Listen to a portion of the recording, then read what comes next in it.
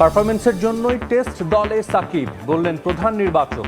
প্রস্তুতির ঘাটতি মেটাতেই আগে পাকিস্তান যাচ্ছেন ক্রিকেটাররা, তামিমকে ফেরাতে আলোচনার ইঙ্গিত লিপুর। টেস্ট চ্যাম্পিয়নশিপের অংশ হওয়ায় বাংলাদেশের বিপক্ষে সিরিজকে বাড়তি গুরুত্ব দিচ্ছে পাকিস্তান। হোম কন্ডিশনের সুবিধা কাজে লাগাতে চান অধিনায়ক শান মাসুদ। এবং বাফুফে সভাপতির পদত্যাগের দাবিতে সমর্থকদের অবস্থান কর্মসূচি। হস্তক্ষেপ না করতে সরকারের প্রতি আহ্বান ফেডারেশনের। ভবনের নিরাপত্তা শঙ্কায় ছুটিতে নারী ফুটবলাররা। অলিম্পিকের সমাপনী অনুষ্ঠানে আলোর ঝলকানিতে উজ্জ্বল হয়ে ওঠে প্যারিসের রাতের আকাশ। উদ্বোধনী অনুষ্ঠান দেখার পর যারা আশাহত ছিলেন তাদের নিশ্চয়ই সন্তুষ্ট করেছে সমাপনী আয়োজন। অনুষ্ঠানের শুরুতে পতাকা হাতে স্টেডিয়ামে প্রবেশ করেন অ্যাথলিটরা। এদিন উপস্থিত ছিলেন ৯,০০০-এর বেশি প্রতিযোগী এবং ২৫০-এর বেশি সাংস্কৃতিক কর্মী। এরপর মনোমুগ্ধকর ফায়ারওয়ার্ক। প্যারিসের আকাশ ছেয়ে যায় সে আলোর বর্ণিল ছটা। দর্শকদের মন ছুঁয়ে যায় দুর্দান্ত লেজার শো এর প্রদর্শনী। এদিন দর্শকদের মাঝে আমেরিকার জাতীয় সঙ্গীত পরিবেশন করেন জনপ্রিয় আমেরিকান শিল্পী H.E.R. স্নুপ ডগ, বিল্লি ইলিশ, রেড হট চিলি পেপারের মতো জনপ্রিয় শিল্পীদের পারফরমেন্সে মাতে প্যারিস। ব্যান্ড সঙ্গীতের মাধ্যমে সমাপ্ত হয় অনুষ্ঠান। আলোচনা সমালোচনা, রেকর্ড, পদক তালিকায় যুক্তরাষ্ট্র ও চীনের হাড্ডাহাড্ডি লড়াই, সব মিলিয়ে বেশ সফলই ছিল প্যারিস অলিম্পিক। সমাপনী অনুষ্ঠান দিয়ে মন ভরানোর পর এখন অপেক্ষা আবারও ৪ বছরের দ্য গ্রেটেস্ট শো অন আর্থের পরের গন্তব্য লস অ্যাঞ্জেলেস। জন্যই পাকিস্তানের বিপক্ষে টেস্ট সিরিজের স্কোয়াডে আছেন সাকিব আল হাসান। সংবাদ সম্মেলনে জানিয়েছেন প্রধান নির্বাচক গাজী আশরাফ হোসেন লিপু। চলতি বছর জাতীয় দলের সব টেস্টে সাকিবকে পাওয়া যাবে বলেও জানান তিনি। এদিকে তামিম ইকবালকে ফেরাতে তার সঙ্গে কথা বলবেন বলেও জানান লিপু। সাকিবের সঙ্গে মোরলেস আমাদের যোগাযোগ থাকে, যোগাযোগ ছিল, গত মাসেও ছিল, এই মাসেও হয়েছে। সো এটা ইটস এ প্রসেস। রাজনৈতিক প্রেক্ষাপট সবসময় চলমান থাকবে এবং এখানে চেঞ্জেসও আসবে। পারফরমেন্সের আলোকেই যাচ্ছে। সোফার তিনি তার পারফরমেন্স দিয়ে তাকে নিজেকে যে জায়গায় নিয়ে যেতে পেরেছেন। টেস্ট চ্যাম্পিয়নশিপের অংশ হওয়ায় বাংলাদেশের বিপক্ষে সিরিজকে বাড়তি গুরুত্ব দিচ্ছে পাকিস্তান। হোম কন্ডিশনে খেলার সুযোগ কাজে লাগাতে চান পাকিস্তান টেস্ট দলের অধিনায়ক শান মাসুদ। আইসিসি টেস্ট র্যাঙ্কিংয়ে বাংলাদেশের চেয়ে এগিয়ে থাকলেও টাইগারদের হালকাভাবে দেখছেন না তিনি। শুধু তাই নয়, নতুন কোচ জেসন গিলেস্পির অধীনে দল শুভ সূচনা করবে বলেও আশাবাদী শান। পাকিস্তানকে চ্যালেঞ্জ জানাতে সব বিভাগে সেরাটা দিতে হবে ক্রিকেটারদের। ২ ম্যাচের টেস্ট সিরিজকে সামনে রেখে মিরপুরে আনুষ্ঠানিক সংবাদ সম্মেলনে একথা বলেন প্রধান নির্বাচক গাজী আশরাফ হোসেন লিপু। তার মতে জাতীয় দলে থাকাকালীন রাজনীতির সাথে কেউ যুক্ত হতে পারবেন কিনা এ নিয়ে সুস্পষ্ট নীতিমালা থাকা উচিত। বিকেলে পাকিস্তানের উদ্দেশ্যে দেশ ছাড়বে টাইগাররা। রিপোর্ট করছেন SM আশরাফ। এপ্রিলের সব শেষ টেস্ট ম্যাচ সিরিজে বাংলাদেশ শ্রীলঙ্কার কাছে হারে ২-০ ব্যবধানে।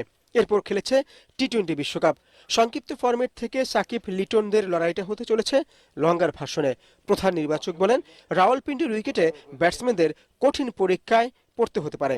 আমাদের ব্যাটসম্যানদের যে ব্যাটিংয়ের কিছুটা ঘাটতি ছিল, মানে আউট অফ ফর্ম ছিল, আস্থার কিছুটা অভাব ছিল, সেগুলো একটা রিকভার করার একটা সুযোগ আছে এই টেস্টের মাধ্যমে। তবে ভুলে গেলে চলবে না, পাকিস্তানের বোলিং অ্যাটাকটা যদি তাদের দিকে তাকান, দলের দিকে যথেষ্ট শক্তিশালী।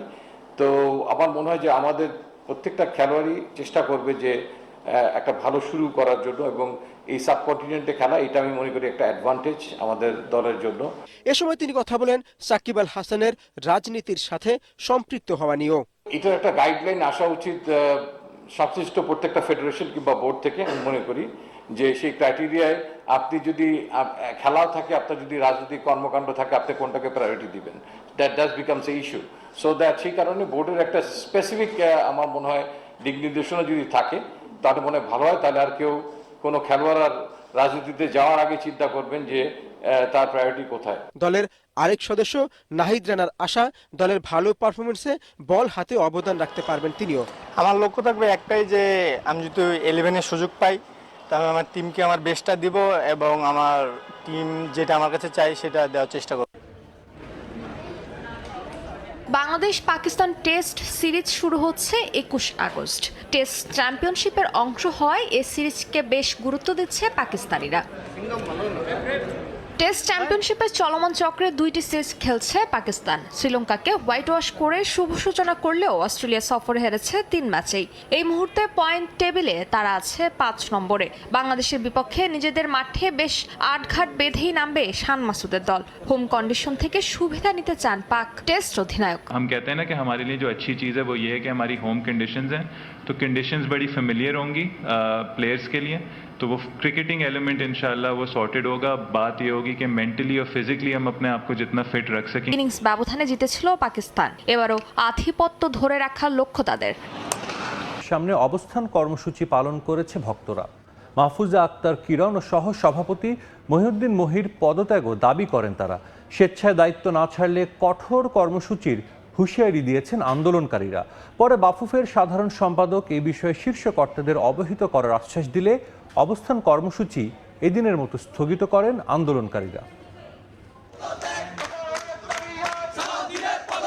ছাত্র জনতার গণ অভ্যুত্থানের মধ্য দিয়ে পাল্টে গেছে সবকিছু। অবহেলা আর বঞ্চিত হওয়ার প্রতিবাদে আওয়াজ উঠেছে প্রতিটি স্তরে, বাদ যায়নি দেশের ফুটবলও।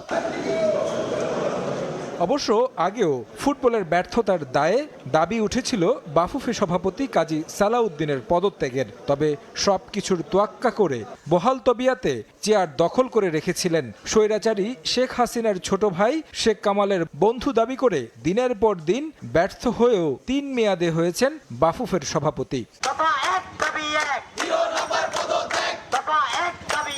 পরিবর্তনের বাংলাদেশে ঢেলে সাজানোর দাবি উঠেছে বাফুফেরও। ফেডারেশনের 3 কর্মকর্তার পদত্যাগের দাবিতে অবস্থান করেন ভক্তরা। এ সময়